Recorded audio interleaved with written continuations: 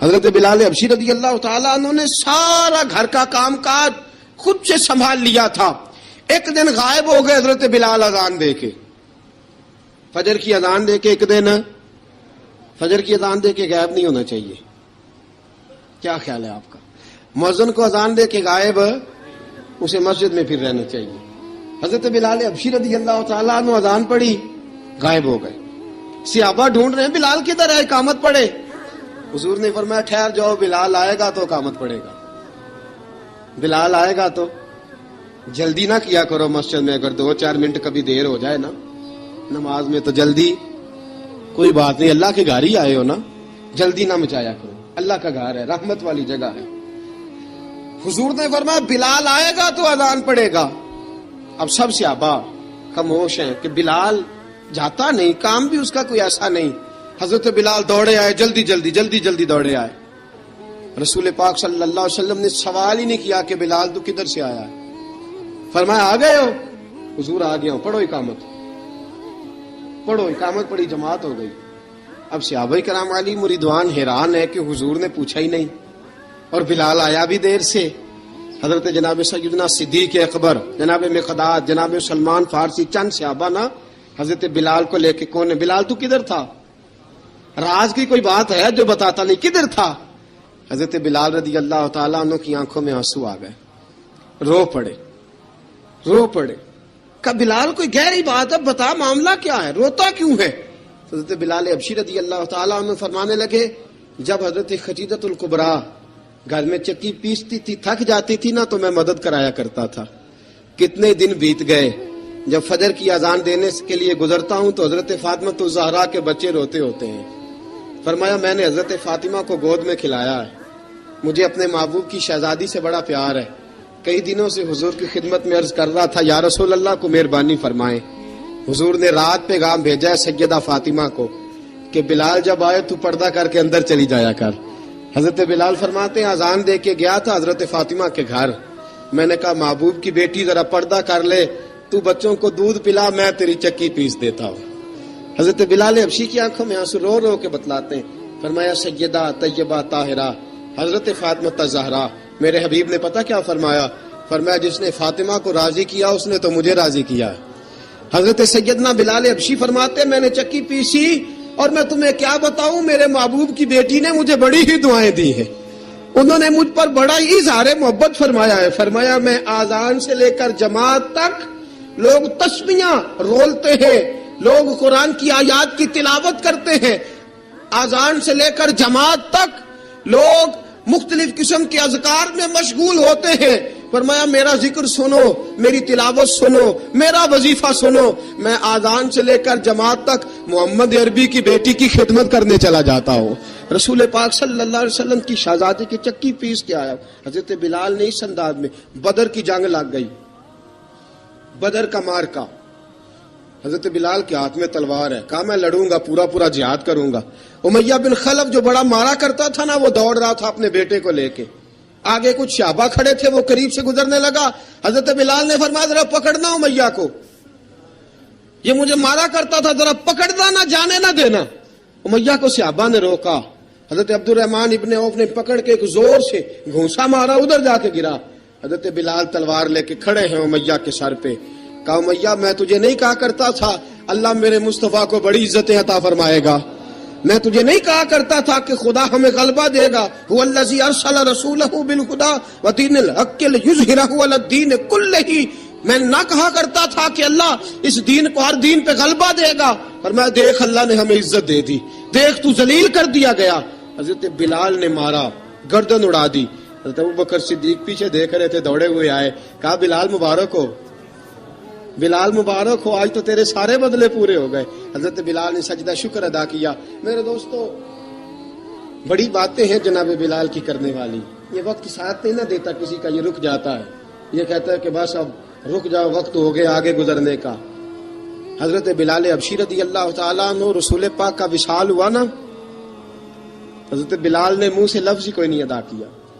کسی نے اپنا دکھڑا کسی انداز میں سنا لیا. حضرت عمر نے کہا, جس نے کہا حضور وصال کر کے گردن اڑا دوں گا. حضرت عثمان غنی نے کہا خبردار کوئی مجھے آ کے نہ بتائے کہ مصطفیٰ وصال کر گئے. حضرت علی المرتضیٰ رضی اللہ تعالیٰ عنہ نے فرمایا نہ بھائی میرے مصطفیٰ پر تو موت آتی نہیں جس طرح آپ لوگوں پہ. سب لوگوں نے اپنے اپنے اظہار کر لیے نا. بلال نے کسی کو دکھ بتایا ہی نہیں. ایک کونے میں بیٹھ کے نا حضرت بلال اکیلے آنسو بہاتے رہے, کسی کو بتایا ہی نہیں, اکیلے روئے. ایک شخص کہنے لگا یار بلال بولتا نہیں. کہا نہ بلاؤ اسے. عصر کی نماز کا وقت ہوا نا تو وہ بلال جو کعبے کی چھت پہ بغیر سیڑھیوں کے چڑھ گیا تھا, وہ بلال جو کعبے کی چھت پہ بغیر کسی سہارے کے چڑھ گیا تھا, اس بلال کو کہا کہ بلال چڑھ ذرا آذان پڑھ, مسجد کی چھت پہ چڑھ جا. حضرت بلال کئی بار چڑھے اور کئی بار گرے, کئی بار چڑھے اور کئی بار گرے.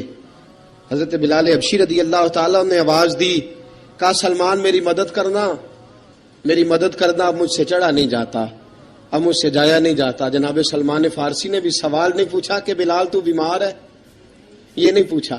حضرت بلال کو 2-4 صحابہ نے اٹھایا, چھت پہ پہنچایا. بلال نے اذان شروع کی. جب کہا نا اللہ اکبر اللہ اکبر, وہ آواز جس میں بڑا سوز ہوتا تھا, بڑی درد, بڑی بلندی ہوتی تھی, بڑا جوش خروش ہوتا تھا, آج وہ آواز دب گئی. جب بلال نے کہا نا اشہد ان لا الہ الا اللہ, حضرت بلال رضی اللہ تعالیٰ عنہ نے تھوڑی دیر روک کے سانس لیا. جب کہا نا اشہد ان محمد الرسول اللہ, جو سارے چپ کھڑے تھے نا ان میں سے ایک بابا رو پڑا, جس کا نام ابو بکر صدیق تھا. جب حضرت ابو بکر صدیق کی آنکھ میں آنسو آیا تو حضرت بلال چھت کے اوپر زمین پہ گرے, زمین پہ گرے اور کہا ابو بکر یہ ڈیوٹی کسی اور کی لگا دے, یہ ڈیوٹی کسی اور کی لگا دے, اب میری روح اجازت نہیں دیتی, مصطفیٰ کریم کے بعد مجھ سے اذان نہیں پڑی جائے گی. آپ نے واقعہ سن رکھا ہے کہ ایک بار صحابہ نے بلایا, دوبارہ آئے, حضور خواب میں ملے, کہا بلال تو آتا کیوں نہیں. بلال چھوڑ کے چلے گئے تھے, فرمایا اب میرا یہاں دل نہیں لگتا. ملک شام کے شہر حلب میں چلے گئے تھے, چھوڑ دیا تھا مدینہ منورہ, اب میری نگاہوں میں جچتا نہیں کوئی, جیسے میرے محبوب ہیں ایسا نہیں کوئی. حضور خواب میں ملے, آئے مدینے. حضرت بلال آخری بار, لوگوں نے کہا اذان پڑھو, کہا مجھے وہ اذان بھول ہی گئی ہے جو مجھے مصطفیٰ کریم کے زمانے میں پڑھا کرتا تھا, مجھ سے نہیں پڑھی جاتی, نہ مجھے کہو, میں کیسے پڑھوں. امام حسن اور حسین نے آ کے دامن تھاما نا تو کہا بیٹا میں تمہاری نانی کا بھی نوکر رہا ہوں, میں تمہاری ماں کی چکی بھی پیستا رہا ہوں, مجھ سے کوئی فرمائش نہ کر ڈالنا, میں نے نوکری کی ہے اور مجھے اگر اللہ نے توفیق دی تو میں تمہارے بچوں کے پیر بھی دھویا کروں گا. لیکن امام حسن رضی اللہ تعالیٰ عنہ نے فرمایا بلال ایک بار تو اذان سنانی پڑے گی. سنائی بلال نے اذان. کوئی گھر مدینے میں ایسا نہیں تھا جہاں سے رونے کی آواز نہ آئی ہو. حضرت عمر فاروق رضی اللہ تعالیٰ عنہ اپنے زمانے میں شام گئے تو جناب بلال حبشی رضی اللہ تعالیٰ عنہ سے کہا کہ اذان پڑھو. حضرت بلال نے فرمایا میں پڑھ ہی نہیں سکتا. بڑی ہمت کے بعد اذان پڑھی اور جناب بلال نے کہا تم اگر روئے نہ تو میں اذان پڑھوں گا. رونا نہ, وعدہ لے لیا. حضرت عمر تو نہ روئے لیکن معاذ ابن جبل نے رونا شروع کر دیا. جب معاذ ابن جبل روئے تو پھر عمر بھی روئے, جب عمر روئے تو پھر بلال بھی روئے. وہ اذان اشہد ان لا الہ الا اللہ تک گئی. رسول پاک کے بعد پھر اذان اس سے آگے بڑھ نہ سکی. حضرت بلال کا وقت وصال آیا. حضرت ابو درداء کے داماد تھے جناب بلال حبشی. حضرت ابو درداء بہت معتبر صحابی ہیں, ان کی بیٹی حضرت بلال کے گھر میں تھی. حضرت بلال کا وقت وصال آیا تو آپ کی بیوی کہنے لگی بڑے افسوس کی بات ہے, آپ بچھڑ رہے ہیں. فرمایا افسوس نہ کر, مجھے مبارک دے, میں آج بچھڑوں گا تو جا کے رسول پاک سے ملاقات کروں گا. حضرت بلال حبشی نے, میرے دوستو غریب آدمی تھے نا, مال تو زیادہ نہ دے سکے لیکن انہوں نے خدمت اس طرح کی. آپ میں کھنگالتا رہا کتابیں, 28-29 کتابیں میں نے کھنگالی اس ہفتے میں حضرت بلال پر. حضرت بلال کا دعویٰ ہی کوئی نہیں. پوری کتابوں میں, پوری سیرت میں کہیں کوئی دعویٰ ملتا؟ کہیں نہیں کہا میں نے یہ خدمت کی ہے. یہ دعویٰ حضرت بلال کا دعویٰ, میں غور کرتا رہا اس بات پر کہ سب لوگ دعویٰ کر لیتے ہیں نا, بعض صحابہ کے دعوے ملتے ہیں کہ ہم نے فلاں موقع پہ خدمت کی تھی, بلال بدر میں, بلال احد میں, بلال خندق میں, بلال فتح مکہ میں, بلال نے ساری خدمتیں اپنے سر. لیکن بلال کا دعویٰ, حضرت بلال نے اپنے منہ سے ایک بار بھی نہیں کہا میں نے یہ خدمت. عشق بہت کیا. غریبوں جان نہ چھڑایا کرو, یہ کہہ کے جان نہ چھڑایا کرو کہ ہم کیا کر سکتے ہیں, ہم کدھر جائیں, ہم آگے بڑھو, عملی طور پہ اپنا آپ پیش کرو, رسول پاک کے عشق میں رنگ جاؤ.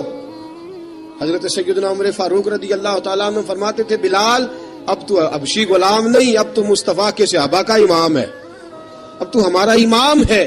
جناب بلال حبشی رضی اللہ تعالیٰ عنہ کی زندگی بتلاتی ہے کہ غریب اگر آئے اور اپنے آپ کو رنگے رسول پاک کے رنگ میں تو وہ اتنی خدمت کر سکتا ہے، اتنی خدمت کر سکتا ہے کہ کوئی تاریخ بھی حضرت بلال کو چھوڑ کے مکمل ہو سکتی نہیں.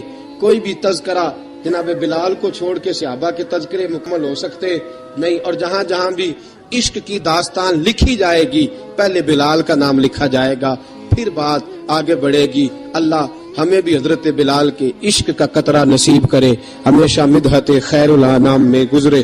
دعا ہے یہ عمر درود و سلام میں گزرے. وآخر دعوانا ان الحمد. اور اگر آپ نے ابھی تک ہمارا چینل سبسکرائب نہیں کیا تو فوراً سبسکرائب کیجئے، ساتھ ہی بیل آئیکن پر کلک کریں تاکہ مزید آنے والی ویڈیو ہیں وہ آپ کو وقت پر ملتی رہیں. اللہ حافظ.